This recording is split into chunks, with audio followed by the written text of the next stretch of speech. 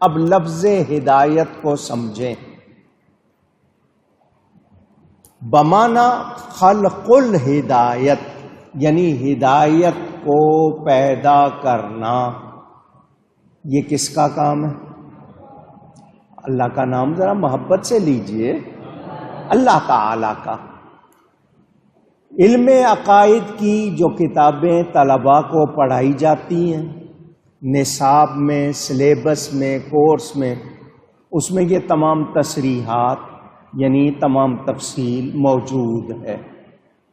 مخالفین جو آیت پڑھ کے نتیجہ نکالتے ہیں اس میں کس بات کی نفی ہے؟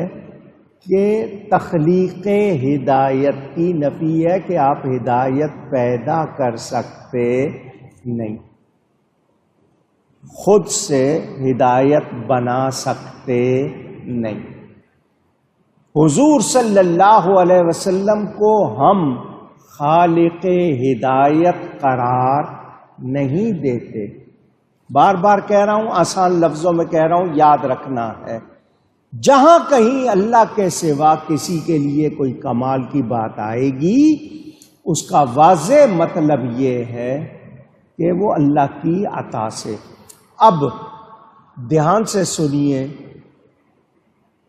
آپ چھوٹوں کو، آفیسر ماتحتوں کو، میں تمہیں ہدایت کر رہا ہوں، میں تمہیں ہدایت دے رہا ہوں.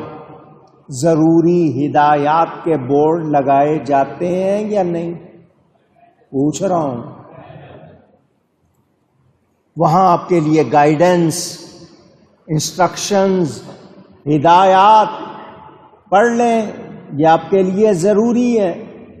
سنو، ہدایت سننی چاہیے، ہدایت ماننی چاہیے. آپ لوگ یہ لفظ کہتے ہو یا نہیں کہتے ہو؟ تو ہدایت دینے والا تو صرف اللہ ہے، پھر آپ کیوں کہتے ہو؟ اچھا، یہ جو مخالفت کرتے ہیں، نبی کے لیے کہتے ہیں کہ نبی ہدایت نہیں دے سکتا. میں ان سے پوچھوں گا، بستر لوٹے اٹھا کے گلی گلی کیوں پھرتے ہو؟ ایک دروازے سے دوسرے دروازے پہ، ڈور ٹو ڈور، ایک شہر سے دوسرے شہر، ایک گلی سے دوسری گلی کیوں پھرتے ہو؟ جی ہدایت کے لیے.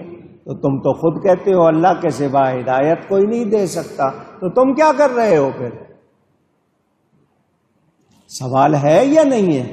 جب تمہارا یہ کہنا کہ اللہ کے سوا کوئی ہدایت نہیں دے سکتا تو تم کیا کر رہے ہو؟ یہ تو کہو گے نہیں کہ نقصان کے لیے پھر رہے ہیں، گمراہی کے لیے پھر رہے ہیں. ایسا تو کہہ نہیں سکتے.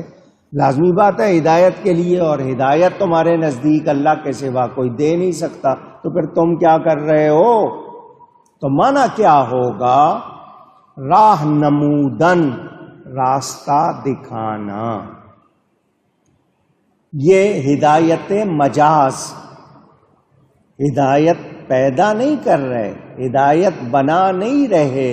اللہ کی طرف سے جو ہمیں ہدایات، ارشادات، تعلیمات ملی ہیں، دوسروں کو دکھانا تاکہ وہ صحیح راستے پہ چلیں، ان کو معلوم ہو جائے. یہی جواب دو گے تم تو تم فائدہ مند ہو سکتے ہو، تم نفع دے سکتے ہو. نہیں، مشینیں نفع دے سکتی ہیں، انسان کے بنائے ہوئے آلات، انسٹرومنٹس، وہ نفع دے سکتے ہیں، نبی نہیں دے سکتا. جی فلاں گولی کھائیں، یہ پین کلر ہے، ٹیبلٹ ہے، کیپسول ہے، یہ جی 10 ملی گرام کی اور یہ 1000 ملی گرام کی. یہ جی وٹامن ہے، قوت دیتی ہے. کیا دیتی ہے؟ قوت دینے والا کون ہے؟ آپ تو گولی کو کہہ رہے ہیں، دوا کو کہہ رہے ہیں. جی آپ تربوز کھائیں، وہ ٹھنڈک پیدا کرے گا. آم کھاتے ہیں، گرمی پیدا کرتا ہے. انگور کھاتے ہیں، گرمی کرتے ہیں. مالٹا کھاتے ہیں، وہ ٹھنڈک کرتا ہے. تو تاثیر مانتے ہیں یا نہیں؟ پوچھ رہا ہوں. ان چیزوں کی تاثیر مان لیں، نبی کی نہیں ماننی. عقل ہے، سمجھ ہے. عجیب بات ہے. اچھا جی فلاں بندے کی بات میں بڑا اثر ہے، اس کی زبان میں بڑا اثر ہے، تو فلاں بندے میں اثر ہے، نبی میں اثر نہیں ہے۔ یہ صرف مثالیں دے رہا ہوں آپ کو، انکار کرنے والے کیا کر رہے ہیں ذرا اندازہ کیجئے۔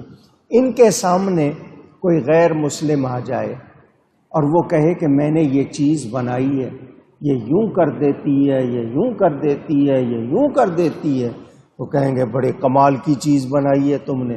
وہ غیر مسلم کی بنائی ہوئی چیز کا کمال مان رہے ہو بڑے مزے سے، رب تعالیٰ کا کمال نہیں مان رہے، جس نے اپنے نبی کو کمال والا بنایا۔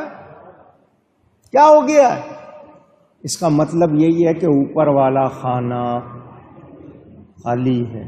عقل ہوتی تو ایسی باتیں نہ کرتے۔